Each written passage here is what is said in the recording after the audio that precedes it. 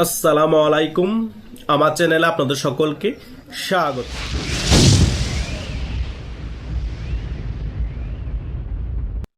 5 August যখন শেখ হাসিনা সরকারের পতন হয়, শেখ হাসিনাকে সেনাবাহিনী প্রোটোকল দিয়ে যখন ভারত দিয়ে আসে, তার পরবর্তী সময়ে অন্তর্বর্তীকালীন সরকারের যখন প্রধান উপদেষ্টা ডক্টর ইউনূস হয়, তার পরবর্তী সময়ে বাংলাদেশে এত পরিমাণ যে ঘৃণার চাষ হয়েছে এবং শেখ হাসিনাকে নিয়ে এত পরিমাণ যে মিথ্যাচার এবং প্রপাগান্ডা ছড়ানো হয়েছে, তা কল্পনার বাহিরে।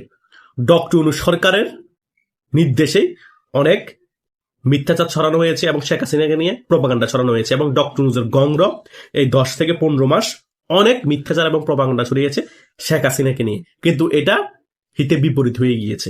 শেখ হাসিনাকে যেখানে জনপ্রিয়তা শূন্যর কোঠায় আনার জন্য এই সকল মিথ্যাচার এবং প্রপাগান্ডা ছড়ানো হয়েছে, বরং এই মিথ্যাচার এবং প্রপাগান্ডার কারণে বাংলাদেশের জনগণ শেখ হাসিনার প্রতি আরো বেশি সিম্পেথি দেখানো শুরু করে দিয়েছে এবং শেখ হাসিনাকে আরো বেশি ভালোবাসা শুরু করে দিয়েছে। তারা এখন শেখ হাসিনাকেই চায়। আবার শেখ হাসিনার জনপ্রিয়তা আরো 10 গুণ বেড়ে গিয়েছে। শেখ হাসিনা এটা বুঝতে পেরে এবং এটা দেখেই দিল্লিতে বসে বসে হাসছে আর মজা নিচ্ছে। বাংলাদেশের আওয়ামী লীগের কর্মীরাও এই দেখে নাচানাচি করছে। এটাই হচ্ছে বাস্তবতা। কাউকে মিথ্যাচার করে পচানো সম্ভব না। কারো সম্পর্কে প্রপাগান্ডা ছড়িয়ে কাউকে নিচু করা সম্ভব না। আল্লাহ তাকে সম্মানের পর্যায়ে নিয়ে যায় মিথ্যাচার করে কাউকে পচাতে চাইলে। সেটাই শেখ হাসিনার সাথে ঘটেছিল। শেখ হাসিনা যখন ক্ষমতায় ছিল, শেখ হাসিনা বারবার বলেছিল যে আমি যদি সেন্ট মার্টিনটা এই আমেরিকার হাতে তুলে দিই, তাহলে আমি আমৃত্যু ক্ষমতায় থাকতে পারবো, আমার ক্ষমতায় থাকতে কোনো বাধা নেই। কিন্তু আমি দেশের স্বার্থে, জনগণের স্বার্থে আমি এই সেন্ট মার্টিন এই সাদা চামড়াদের হাতে তুলে দিইনি। চোখে চোখ রেখে কথা বলেছি। তিনি ইসরায়েলকে চোখে চোখ রেখে কথা বলেছে জাতিসংঘের বক্তব্যের মধ্যে। সেটাই ওনার কাল হয়ে দাঁড়িয়েছে। এই বিষয়টা বারবার বিভিন্ন বক্তব্যে তুলে ধরেছিলেন ব্যারিস্টার সুমন। শেখ হাসিনা দেশের মানুষের জন্য কি না করে নাই, এটা বলতে পারেন। শেখ হাসিনার এই 16 বছর শাসনামল অনেক দীর্ঘ হওয়ার কারণে অনেক দুর্নীতি হয়েছে, অনেক চাঁদাবাজি হয়েছে, গুম খুন হত্যা হয়েছে। আমাদের এটাও তো দেখতে হবে যে শেখ হাসিনা 16 বছরে কি পরিমাণ উন্নয়ন করেছে। একটা সরকার এত লং টার্ম ক্ষমতায় থাকলে অনেক কিছুই ঘটবে। ভালো মন্দ বিচার করে কতটুকু উন্নয়ন করেছে, দেশের মানুষের জন্য ভালো ছিল, সেটা আমাদের দেখতে হবে। এই বিষয়গুলো জনগণ 15-16 মাস পরে হলেও বুঝতে পেরেছে। ডক্টর ইউনূস অনেক মিথ্যাচার করে তারপরও শেখ হাসিনাকে খারাপ করতে পারেনি। জনগণ প্রথমে ভুল বুঝেছিল শেখ হাসিনাকে, জনগণকে ব্রেনওয়াশ করে রাজপথে নামিয়ে শেখ হাসিনাকে পতন করিয়েছিল। জনগণ এখন মন থেকে চাচ্ছে, মন থেকে দোয়া করছে যে শেখ হাসিনা যাতে বাংলাদেশে ফিরে আসুক এবং শেখ হাসিনা আবারও বাংলাদেশ শাসন করুক। ডক্টর ইউনূস এখন সে বয়ে আওয়ামী লীগের কার্যক্রম নিষেধাজ্ঞা দিয়ে রেখেছে, আওয়ামী লীগকে রাজনীতি করতে দিচ্ছে না এবং আওয়ামী লীগকে নির্বাচন আসতে দিচ্ছে না। কিন্তু কোনো লাভ নেই।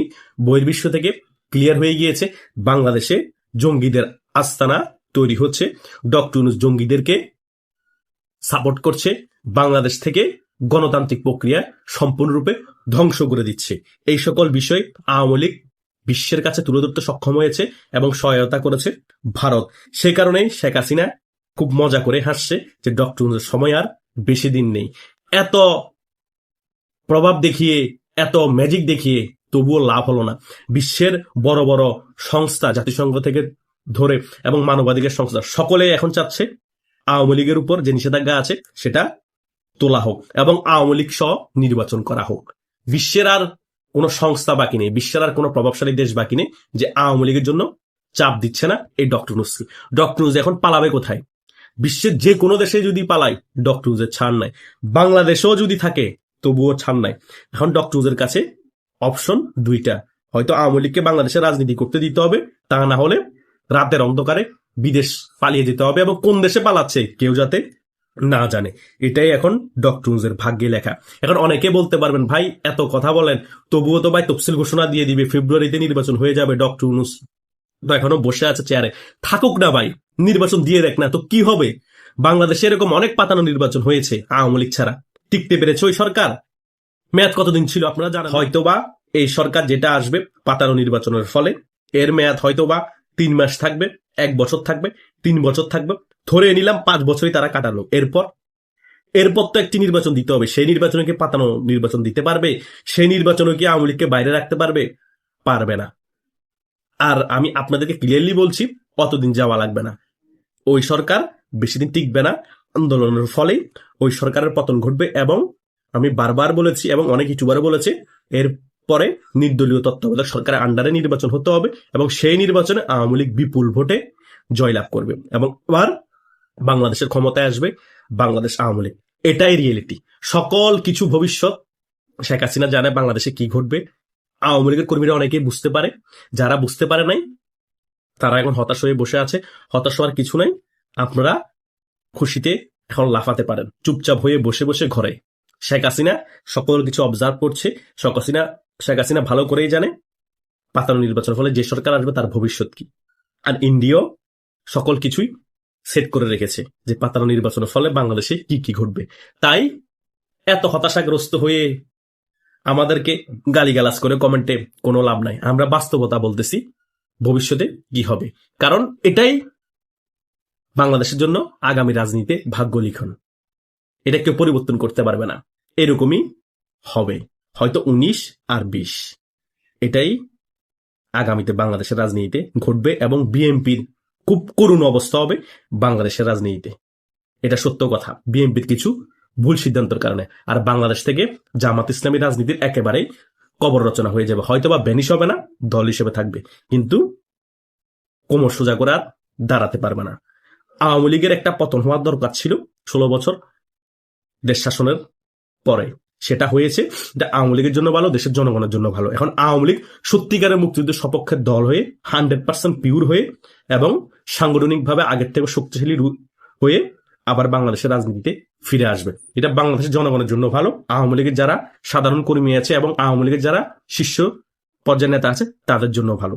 এইরকম সাংগঠনিক আওয়ামী লীগই তো বাংলাদেশের জনগণ চাই এবং 100% পিওর মুক্তিযুদ্ধের সপক্ষের দলই তো বাংলাদেশ চাই, তাই নয় কি? কারণ বাংলাদেশে সত্যিকারের যদি মুক্তিযুদ্ধের সপক্ষের দল হিসেবে 100% পিওর ধরে থাকেন, বাংলাদেশ আওয়ামী লীগকে ধরতে হবে। তাই বাংলাদেশ আওয়ামী লীগকে মুক্তিযুদ্ধের সপক্ষে শক্তি হিসেবে 100% পিওর হতে হবে। আর মুক্তিযুদ্ধকে বাংলাদেশ আওয়ামী লীগ বিক্রি করে যাতে রাজনীতি করতে না হয়। কারণ বাংলাদেশ আওয়ামী লীগ যে মুক্তিযুদ্ধের সপক্ষে শক্তি, বাংলাদেশ আওয়ামী লীগের নেতৃত্বে যে মুক্তিযুদ্ধ হয়েছে সেটা আমরা সকলেই জানি। তাই আওয়ামী লীগকে বারবার মুক্তিযুদ্ধকে বিক্রি করে বোঝাতে হবে না আমরা মুক্তিযুদ্ধের সপক্ষের শক্তি।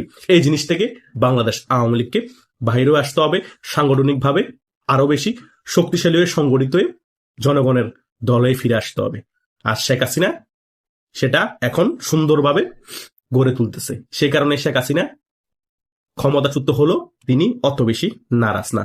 অন্তত মন্দের ভালো, দলের জন্য ভালো হয়েছে। কারণ 16 বছর তো ক্ষমতায় ছিলাম, এবার না হয় অন্য একজন দেশ চালাক, জনগণ বুঝুক যে আমি না থাকলে দেশের কি পরিস্থিতি হয়। এটাও বোঝানোর প্রয়োজন ছিল কিছু সময়ের জন্য। কারণ শেখ হাসিনা ভালো করেই জানে আওয়ামী লীগ আবার খুব তাড়াতাড়ি ব্যাক করছে, আর ক্ষমতায় আসছে, ভারতও সেটা জানে। তাই জনগণকে বোঝানোর জন্য কিছু সময়ের জন্য এই পরিস্থিতিটা জাস্ট ক্রিয়েট হয়েছে। তাই হতাশাগ্রস্ত হওয়ার কিছু নেই। শেখ হাসিনা খুবই উজ্জীবিত এবং আপনারা যারা সাধারণ কর্মী আছেন তারা উজ্জীবিত থাকতে হবে। আর যারা রাজনীতি বুঝেন তারা তো সত্যিকারে খুশিতে এখন নাচানাচি করছে। এটাই হচ্ছে বাস্তবতা। আশা করছি সকল কিছু বুঝতে পেরেছেন। আপনাদের যদি কোনো মতামত থাকে কমেন্ট করে জানাতে পারেন। ধন্যবাদ সকলকে।